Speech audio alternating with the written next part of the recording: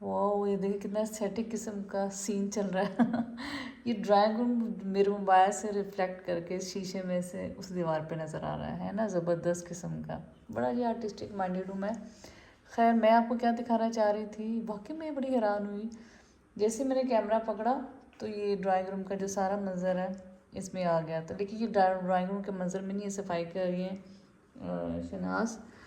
तो ये जी ईद की सफाइयाँ हो गई हैं शुरू। और ये देखिए सारे सोफे हटा के पीछे सारी डस्ट वगैरह हटवाई है, वो करवाई है सारे। बेटे 1 मिनट में आ रही हूँ। तो ये सारी जी पीछे से ईद की तैयारी, वैसे तो इतनी ख़ास तो समझे ईद की तैयारियाँ नहीं हो रही, क्योंकि ऑलरेडी घर साफ़ ही है और हम रूटीन में इसको साफ़ करवाते रहते हैं। तो बस अब ये कि पीछे से हटा के वो अब सफाइयाँ शुरू कर दी हैं। और मौसम देखिए जितना खौफनाक मौसम हुआ है। और धूप बहुत सख्त है। मैं सोच रही थी क्या बनेगा, पंखे चलने शुरू हो गए हैं और पंखों का शोर भी ऐसे ही पैदा होना शुरू हो गया। और जहाँ बस अब ना मुझे लगता है कि वो जैसे रिकॉर्डिंग शुरू हो ना पंखों की, वैसे बहुत आवाज़, वैसे ही लोगों को मेरी स्लो आती है वो स्लो आएगी। तो ये सामने वाला लॉन्ड्री की और आसमान देख रहा नीला और प्यारा सा हुआ है। तो बस ये सारे कमरों में से तो नहीं, बहरहाल फिलहाल ड्राइंग रूम में 1-2 कमरों में से हम लोगों ने तफसीली सफाइयाँ शुरू कराई। और ये नज़र भी आ रही होंगी, इधर भी ये देखें सारी सफाइयाँ वगैरह हो रही हैं। तो ये पंखों की आवाज़ें आ रही होंगी। चलो आप शहनाज अगर करना है तो कर लो, फिर वो लगा लो पोछे वगैरह। ये पोछों की बास्केट आई हुई थी। तो बस मैं यहाँ ड्राइंग रूम बैठी हुई थी, मैंने से कहा कि चलो थोड़ी सी जहन में आई ईद की तैयारी की वीडियो भी आपके साथ। देखिए ईद की तैयारियाँ शुरू हैं, सफाइयाँ भी हैं, लेकिन सफाइयाँ तब तक कंप्लीट नहीं होंगी जब तक आपके ये जो स्विच बोर्ड्स हैं ये साफ़ नहीं होंगे, दरवाजे साफ़ नहीं होंगे, दीवारें साफ़ नहीं होंगे, सफाई कभी भी नज़र नहीं आती। तो ये साफ़ किया है। इसके अलावा मैंने बाहर के साफ़ किए हैं, बाहर के बहुत ज़्यादा गंदे होते हैं। और मैं आपको दिखाती हूँ।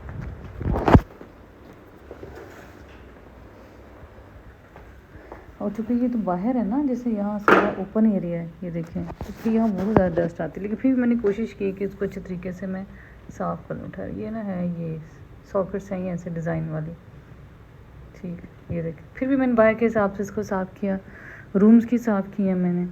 और ये UPS बोल के रहता है, ये भी साफ़ होगा। इसके अलावा ये देखें, ये मैंने साफ़ किए हैं। और बाहर मक्खी मच्छर इतना ज़्यादा है, ये देखें, ये मैंने ये खिड़कियाँ साफ़ की हैं। सफाइयाँ होती तो हैं, मैं हमेशा एक बात करती हूँ, शायद ये टैलेंट समझ लें कि मैंने अपनी अम्मी से लिया है। सफाइयाँ होती ज़रूर है, लेकिन आपको ये चीज़ें भी साफ़ करनी पड़ती हैं, तभी घर साफ़, दीवारें साफ़। ये देखिए मैंने ये सारा भी साफ़ किया है। और ये इसलिए है कि ये वैसे ये मैं उठा दूँगी क्योंकि यहाँ जो है ना मच्छर बहुत ज़्यादा आ रहे हैं, इनकी कॉलोनी सी बन गई है। लेकिन बारह ये हर घर में होती है, इसलिए छुपाएँ आपके कि हाँ ये हमारे घर जूते नहीं होते, हमारे घर भी जूते होते और हमने एंड पे रखे हुए हैं। तो ताकि ये है कि सामने एंट्रेंस पे अच्छे नहीं लगते। और यहाँ पीछे इतनी डस्ट है, बहुत ज़्यादा चीज़ों को ख्याल करना पड़ता है। ये देखें, ये मैंने सारी खिड़की साफ़ की है। तो सफाइयाँ होती हैं ऐसी हैं, और सफाई तब भी नज़र आती हैं, और घर तब भी साफ़ नज़र आता है कि अगर आप इनका ख्याल रखें। हर चीज़ ये देखें मैंने साफ़ की, खुद अपने हाथों से साफ़ की। क्योंकि बाज़ के तो ऐसे होता है जो सफाई कर रहे होते हैं उनके पास इतना टाइम नहीं होता है, या रोज़ा है कुछ भी, ये चीज़ें जो है ना ये फिर घर की लुक जो है नीट नहीं आती। खाला, ये ना पौधों को पानी देना है, कोई भी चीज़ लेके इसमें। हाँ उनको तो, हाँ मैंने देखा था दिया हुआ, इनको देने वाला बनता है। हाँ कोई भी लेके ना बड़ा पैन, उसे इसमें डालना है, इसमें भी जाएगा और इसमें भी जाएगा। इशनाद नीचे वाला भी एक दफ़ा साफ़ कर लेना। ये गमला नहीं है इसका जो वाला, पत्ते वगैरह तो मैंने साफ़ कर ली। दूध अच्छा मैं डाल देती हूँ। ला निकाले, खाला का रोज़ा नहीं होता दोपहर में, उनका फिर चाय शाय ला, खाला दे मुझे दूध ला, तो उनकी चाय फिर बनती है। खाला रस वगैरह भी लेना, रोटी शोटी जो खानी है खा लें।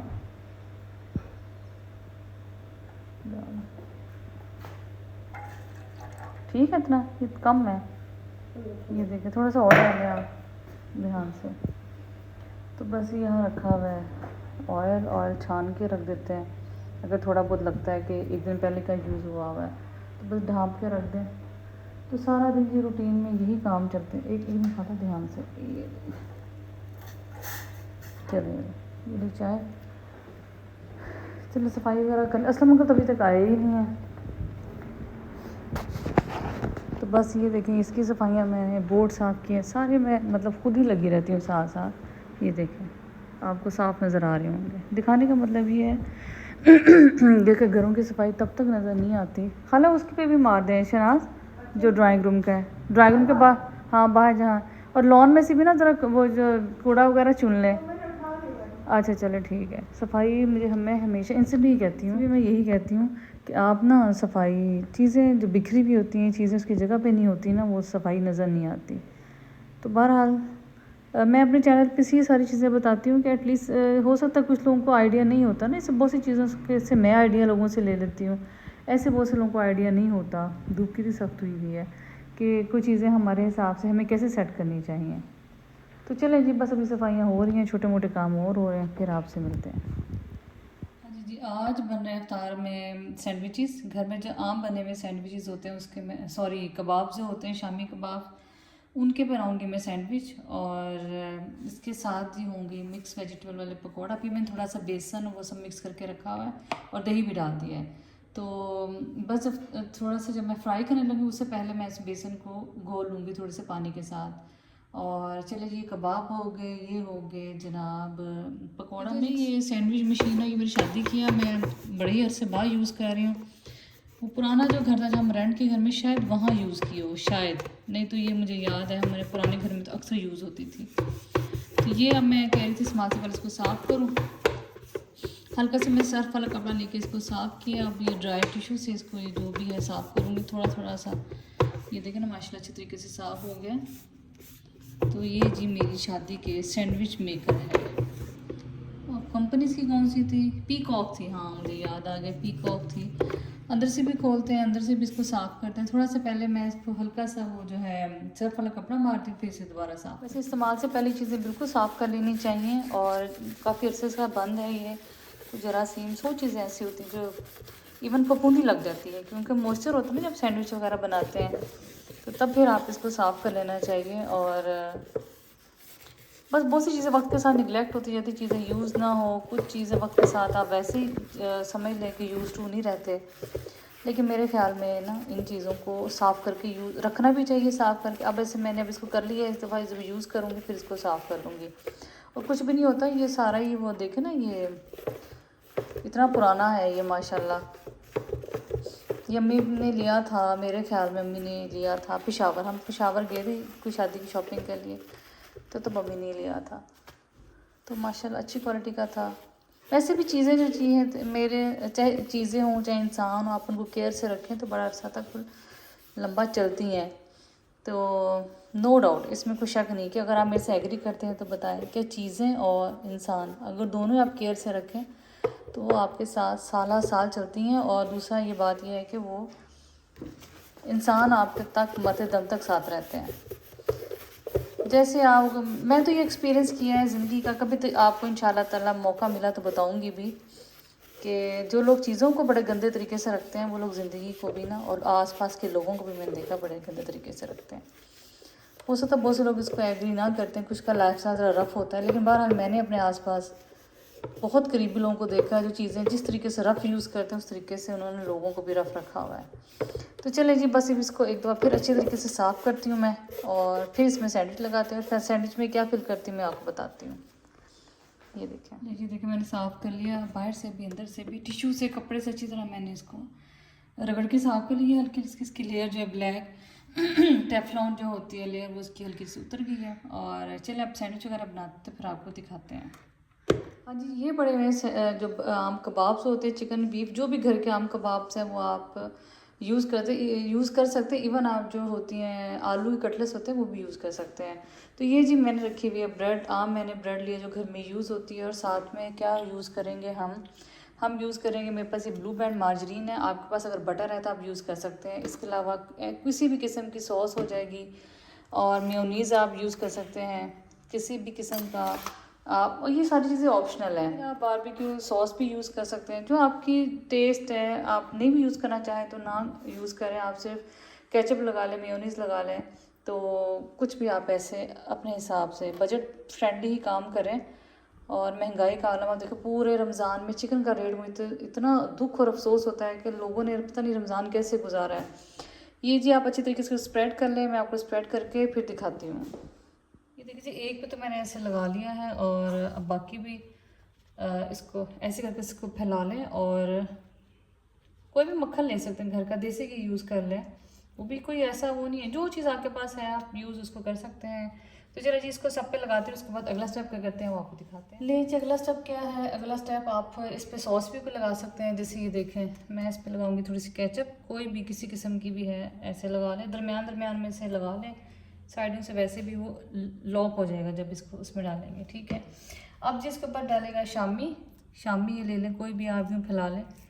और ये देखें, चलिए जब आपको शामी भी दिखाते हैं फैला के, क्योंकि फिर से वीडियो लंबी हो जाएगी, तो चलिए जब आपको हम शामी भी फैला के दिखाते हैं।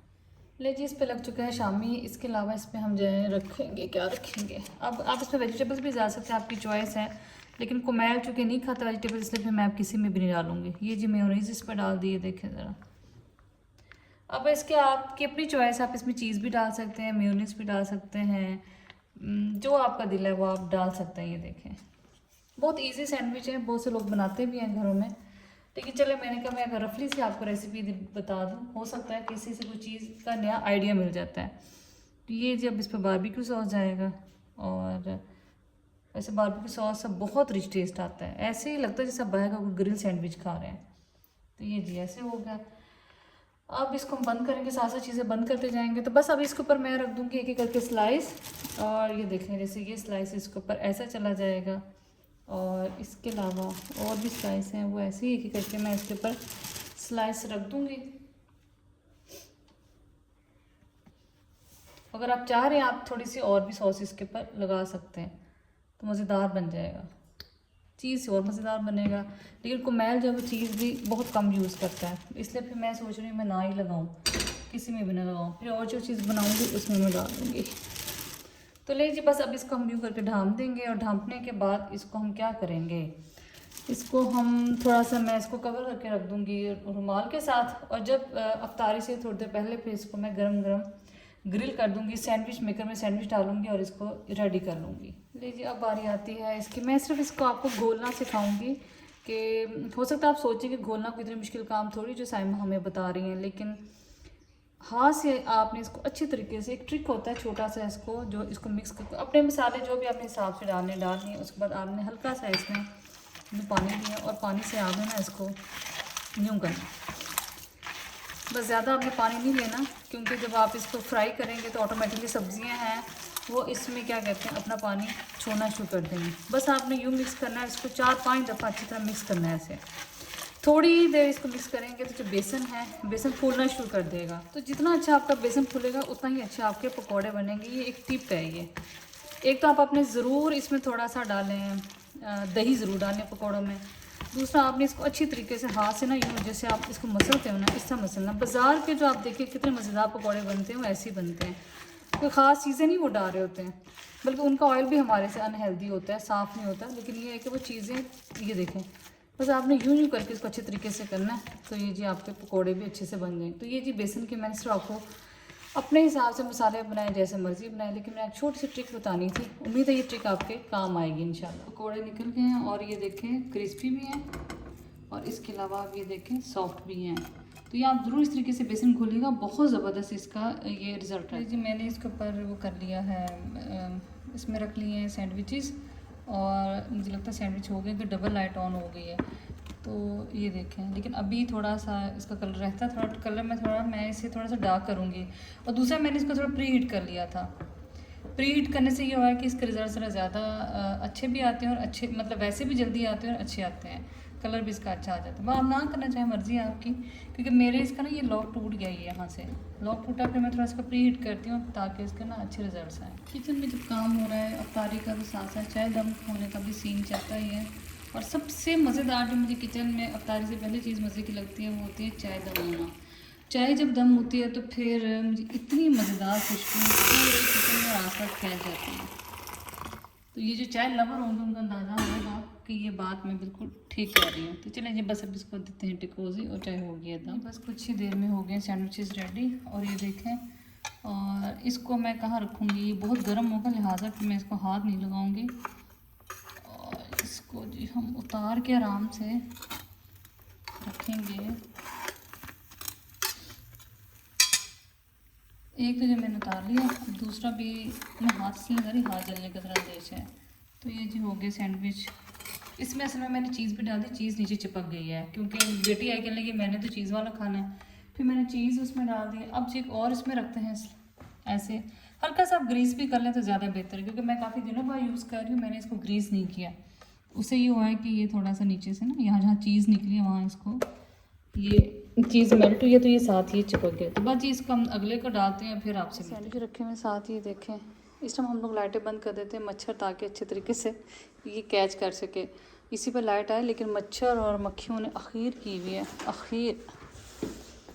और इस टाइम इतना मज़ेदार बाहर का पुरसकून माहौल होता है कि मैं आपको बता नहीं सकती।